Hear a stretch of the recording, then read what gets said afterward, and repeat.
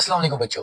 आज हम डिस्कस करेंगे कि एमडी कैट बायो को आपने कैसे प्रिपेयर करना है और कौन सी टिप्स एंड ट्रिक्स हैं जिन पर अमल करके आप 100% मार्क्स ऑब्टेन कर सकते हैं एमडी कैट बायो के अंदर। अच्छा बेटा, सबसे पहले तो आपको ये माइंड में रखना चाहिए कि बायो का पोर्शन जो है वो सबसे ज्यादा होता है। बायो का पोर्शन जो है पूरे एमडी कैट के अंदर, अगर आप देखें, इसका पोर्शन हमेशा से ही ज्यादा रहता है। जैसे अगर आप अभी तक के सिलेबस के अकॉर्डिंग देखें तो ये 68 आपके यहाँ से एमसीक्यूज आने हैं, ठीक है, आउट ऑफ 200, जो कि अप्रोक्सीमेटली आपके 34% बनते हैं। मे बी ये इंक्रीज हो जाए बायो के एमसीक्यूज मार्क्स, क्योंकि शायद लॉजिकल रीजन खत्म हो जाए, सुनने में आ रहा है, बट अभी तक कोई चीज कंफर्म नहीं है। ठीक है, तो आपने इस मेजर पोर्शन को कैसे प्रिपेयर करना है उसके बारे में भी डिस्कस करेंगे। पहले आपको मैं थोड़ी सी अपना परसेप्शन दे देता हूँ कि मैं एमडी कैट बायो कैसे लेता हूँ, क्योंकि मैंने भी एमडी कैट किया है, तो मैं आपको बताता हूँ। देखिए, पहले आपको थोड़ी सी हिस्ट्री देखनी है कि 2020 से पहले जब यूएचएस पेपर बनाता था तो वो पीटीपी की लाइन दिया करता था, टोटली पीटीपी को फॉलो करता था वो। 2020 में नेशनल एमडी कैट है, जो कि इस दफा भी सुना जा रहा है कि मे भी क्वेश्चन बैंक कॉमन सिलेबस से बने, जो कि अभी तक की एक उनकी न्यूज है पीएमडीसी की तरफ से कि क्वेश्चन बैंक जो होगा वो कॉमन सिलेबस से बनेगा। अगर कॉमन सिलेबस से बनेगा वो भी हम डिस्कस करते हैं, कॉमन सिलेबस का क्या मतलब है उनका। ठीक है, तो आप ये देखें कि 2020 से पहले पीटीपी से आता था मुकम्मल पेपर ऑलमोस्ट। ठीक है, तो 2020 से में जब नेशनल एमडी कैट आया तो मेरी तरह काफी सारे बच्चों ने एफटीपी की तो शक्ल ही नहीं देखी थी। मैंने तो एफटीपी की शक्ल ही नहीं देखी थी कभी। तो उसका नतीजा ये हुआ कि मेरे बायो के अंदर 8 एमसीक्यूज गलत हो गए थे 2020 के अंदर, और उसमें से भी 6 एमसीक्यूज ऐसे थे जो कि पीटीपी में नहीं थे। मेरी पीटीपी बहुत अच्छे से प्रिपेयर थी, बट मुझे एफटीपी की मैंने किया नहीं था, तो ये गलती थी मेरी। ठीक है, इसी वजह से मैंने फिर इन 3-4 सालों में बच्चों को गाइड किया, जो मैं गाइडलाइंस देता हूँ कि आपने एफटीपी जरूर पढ़नी है, कम से कम एक दफा जरूर पढ़नी है आपने during MD CAT preparation, at least for bio. ये मैं गाइडलाइंस उनको देता हूँ। और दूसरी चीज है कि 2 एमसीक्यूज मेरे यहाँ गलत हुए थे, जो कि मैंने पैटर्न से गलत कर दिए थे जल्दी में। ठीक है, बहुत समटाइम आपको लो कॉन्फिडेंस नहीं होना चाहिए, ओवर कॉन्फिडेंस नहीं होना चाहिए, है मैं ओवर कॉन्फिडेंस हो गया था। तो खैर, आगे हम चलते हैं। ये सब्जेक्ट जो है ये एक स्कैटर्ड सब्जेक्ट है। इसके लिए अब आपको अपने प्रोविंस की बुक, चाहे आप सिंध से हैं तो सिर्फ सिंध की बुक नहीं पढ़नी, अगर आप पंजाब से हैं तो सिर्फ पीटीपी नहीं पढ़नी। ठीक है, तो इस तरह है। और तो अब आपको एफटीपी पढ़नी जरूरी है, क्योंकि स्कैटर्ड सब्जेक्ट है। कुछ इन्फॉर्मेशन पीटीपी में दी हुई है और कुछ इन्फॉर्मेशन एफटीपी में दी हुई है। ठीक है, आपने उनको मर्ज करना है। ठीक है, उसको आपने मर्ज करना है, अपने पास नोट्स बना लें जिस तरह आप करना चाहें। तो चीज क्या है, चीज ये है कि बायो के अंदर अगर इन्फॉर्मेशन डिफरेंट है या इन्फॉर्मेशन एडिशनल है किसी बुक के अंदर, तो वो कॉम्प्रोमाइज नहीं होती। ठीक है, फिजिक्स है, केमिस्ट्री है, वो तो कॉन्सेप्चुअल बेस होते हैं मोस्टली। तो उसका ये होता है कि वो कवर हो जाएगा। ठीक है, वो आप अगर पीटीपी से कवर करेंगे तो वो एफटीपी से भी ऑलमोस्ट सेम कॉन्सेप्ट होगा, क्योंकि अब रिएक्शन प्रोडक्ट्स तो चेंज नहीं होने वाले।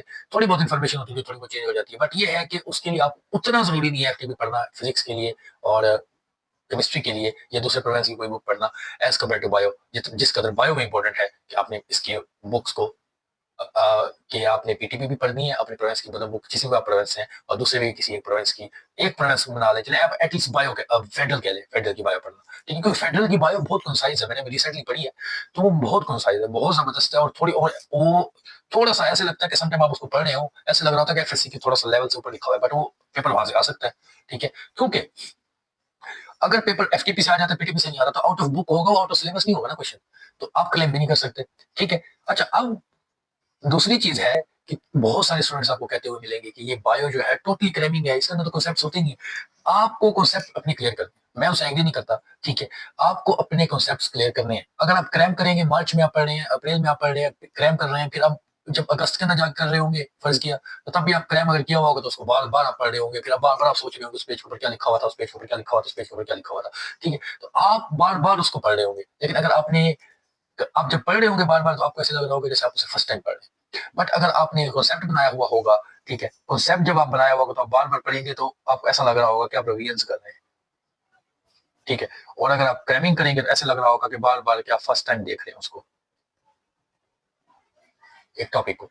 ठीक है, तो ये बात आपको माइंड में रखनी है कि आपने कॉन्सेप्ट बनाने हैं, ठीक है, ना कि आपने क्रैमिंग करनी है। कॉन्सेप्ट अगर आप बनाएंगे तो फिर आपको ये भी नहीं सोचना पड़ेगा उस पेज पे क्या लिखा होता है, एफटीपी के उस पेज पे क्या लिखा होता है, पीटीपी के उस पेज पे क्या लिखा होता है, ऐसा नहीं। आपने जो चीज आप पढ़ रहे हैं बायो के अंदर, कोई भी चीज पढ़ रहे हैं आप, ठीक है, तो आपने उसको समझना है, उस टॉपिक को समझना है आपने। उस टॉपिक ऐसे हैं जो मुझे लगता है टोटली कॉन्सेप्ट बेस है, ठीक है, आपको नहीं, आपका अपनी एक ओपिनियन हो सकती है, बट मेरे 3-4 साल के एक्सपीरियंस से और मेरे एमबीबीएस के एक्सपीरियंस से, और क्योंकि एमबीबीएस में बायो बहुत ज़्यादा एक्सप्लेन्ड होती है, तो ये कांसेप्ट बेस है। और इसके अंदर हाँ ठीक है, टर्मिनोलॉजीज़ है, एंजाइम्स के नाम है, टर्मिनोलॉजीज़ है, इन्फॉर्मेशन है, वो तो आपको क्रैम करना पड़ेगा।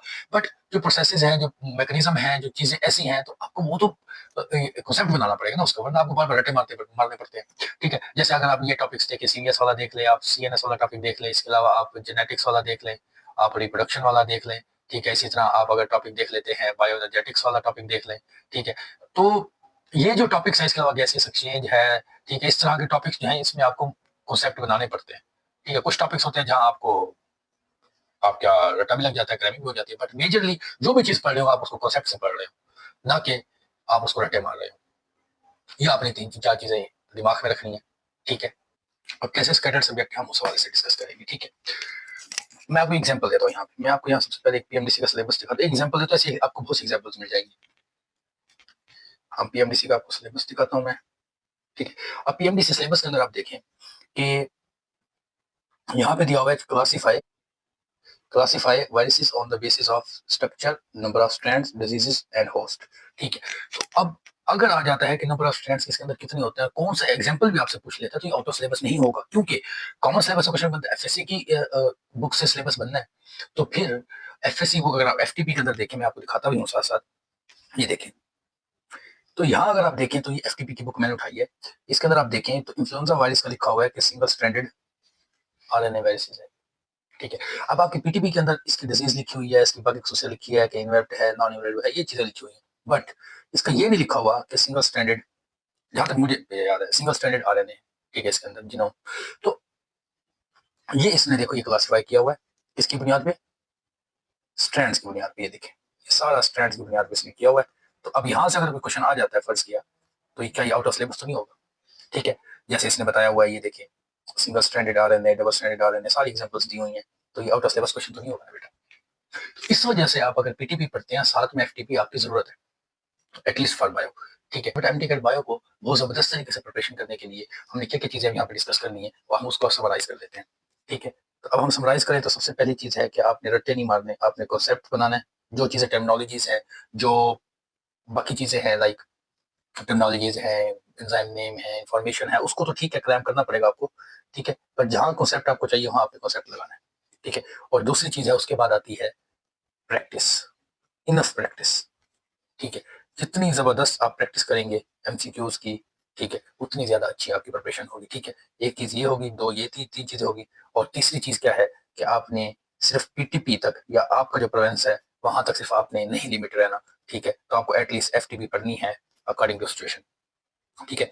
चौथी चीज, ठीक है, कॉन्फिडेंस लूज नहीं करना, ठीक? पांचवी चीज, आपने डिस्कशंस के अंदर हिस्सा लेना है, एमसीक्यूज की डिस्कशंस के अंदर, क्लियर है? तो ये सारी चीजें समराइज करके, इसी वजह से मैंने अपना एक सेशन बनाया कि उसके अंदर हम आपको सारी चीजें करवा रहे होंगे, ठीक है? तो एफर्टलेसली आपको तैयारी करवा रहे होंगे, आपके एफर्टलेसली, हम एफर्ट्स हमारी लगेंगी, लेकिन आपको एफर्टलेसली तैयारी करवा रहे होंगे, ठीक है? तो हमारा जो सेशन है, हम उस सेशन के अंदर आपको क्या क्या करवा रहे होंगे, हम उस सेशन के अंदर पहले तो ये है कि इसकी ड्यूरेशन 3 मंथ, ठीक है? इसमें से हम 2 मंथ जो पहले होंगे उसके अंदर आपको लाइव लेक्चर्स देंगे, फिर आपको रिकॉर्डेड वेन भी दे रहे होंगे, ठीक है, जो मिस करेगा लेक्चर को, ठीक है? और ये हाई यील्ड लेक्चर होंगे, कंसेप्चुअल लेक्चर होंगे, ठीक है? ठीक। और इसके अलावा जो लास्ट 1 मंथ, इसके साथ हम टेस्ट भी लेके चल रहे होंगे ना, जब चैप्टर कंप्लीट होगा तो हम चैप्टर का टेस्ट लेंगे, तो उसका हर टेस्ट, चाहे वो चैप्टर वाइज है, चाहे वो क्वार्टर वाइज है, ठीक है, या फिर वो हाफ बुक है, फुल बुक है, हर टेस्ट की हम डिस्कशन जरूर करवाएंगे। और डिस्कशन भी मैं समझता हूँ कि हाई डिस्कशन होनी चाहिए। वो किस लिए? क्योंकि मैं समझता हूँ कि अगर 50 एमसीक्यूज का टेस्ट है तो उससे आपके 200 पॉइंट्स कवर हो रहे हो। कितने? 200 पॉइंट्स एटलीस्ट।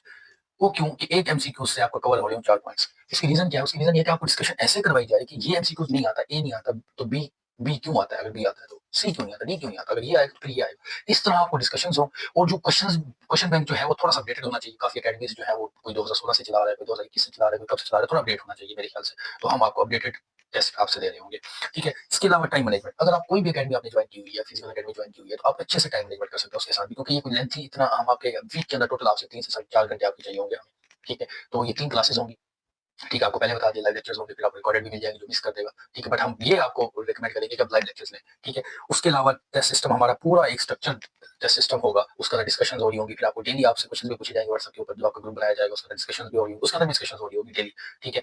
और इसके अलावा जो मैं समझता हूँ कि एमडी कैट की तैयारी के साथ साथ, एमडी में तैयारी के साथ साथ आपको और भी चीजें चाहिए होती हैं, और वो चीजें चाहिए होती है साइकोलॉजिकल सपोर्ट और वन टू वन मेंटरशिप भी अब हम आपको प्रोवाइड कर रहे होंगे, क्योंकि अगर आपने एमडी कैट क्रैक करना है, ठीक है, कोई भी सब्जेक्ट है आपका, एमडी कैट क्रैक करना है तो उसके अंदर आपको प्रिपरेशन भी चाहिए होती है,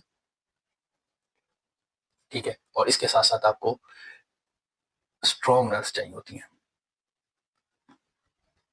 ठीक है। स्ट्रॉन्ग नर्व्स कहाँ से आती हैं?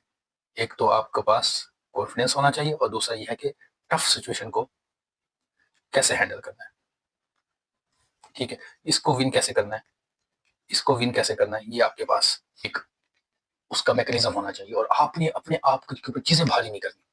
तो इस तरह हम आपकी मेंटरशिप प्रोग्राम भी कर रहे होंगे साथ साथ, ठीक है। और आपके अलावा, इसके अलावा क्योंकि मैं एमबीबीएस से हूँ, तो आपकी हम हेल्थ इश्यूज भी डिस्कस कर रहे होंगे साथ साथ। तो ये हमारा एक स्ट्रक्चर एक सेशन है जो आप ज्वाइन कर सकते हैं, और आपकी बहुत जबरदस्त हम आपकी प्रिपरेशन करवाएंगे इंशाल्लाह। आपने ऐसी प्रिपरेशन आपकी किसी कोई भी आपकी अकेडमी नहीं करवा रही होगी, और कितनी फीस के अंदर वो भी हम आपको नेक्स्ट आप बता रहे हैं। आपने सेशन ज्वाइन कैसे करना है, या ये मेरा व्हाट्सएप नंबर मैंने आपको दिया हुआ, या तो आप इस पर टेक्स्ट कर सकते हैं, ठीक है। इसके अलावा आप हमारे जीमेल पे भी रब्ता कर सकते हैं। मैं आपको फीस स्ट्रक्चर बता देता हूँ, ठीक है। तो फीस स्ट्रक्चर ये है कि 2500, ठीक है, हम आपसे ले रहे हैं टोटल 3 मंथ का, अगर आप फर्स्ट 50 स्टूडेंट्स में आ जाते हैं, ठीक है, क्योंकि फर्स्ट 50 स्टूडेंट्स के लिए हमारे पास अर्ली बर्ड डिस्काउंट है। फिर उसके बाद हम आपसे 3000 रुपये ले रहे हैं, ठीक है, 3000 ले रहे हैं, ठीक है, जो कि 50 प्लस स्टूडेंट्स, जो 50 मतलब रोल नंबर 51 होगा, तो आप टैक्स करेंगे, आप पेमेंट करेंगे, उसके बाद आपको रोल नंबर मिल जाएगा, और इसके साथ फिर हम आपको आपके इस सेशन को आप ज्वाइन कर सकते हैं, ठीक है बेटा। अगर आप सिंपल सिंपल भी कोई एफएससी का सब्जेक्ट पढ़ते हैं, तो वो भी आपसे 5000 ले देते हैं, बट हम आपसे कोई, हमारा यहाँ पे फ्रेंचाइज का एम नहीं है, हमने आपको प्रिपरेशन करवानी है, ये जस्ट वो कॉस्ट कर रहे हैं जो हम आपको टाइम हम आपको दे रहे हैं, आपके ऊपर आपके साथ हार्ड वर्क करेंगे, तो ये उसको दे रहा है। और आप बुक की दूसरी बुक्स हैं वो भी हम आपको कवर करवा रहे होंगे साथ साथ, जो आपके अपनी प्रेफरेंसेस की बुक्स हैं उसके साथ साथ। तो इंशाल्लाह इंशाल्लाह आपके लिए बहुत फायदेमंद होगा ये सेशन। तो ये आज की थी हमारी वीडियो, तो फिर मिलते हैं सेशन के दौरान। Thank you so much.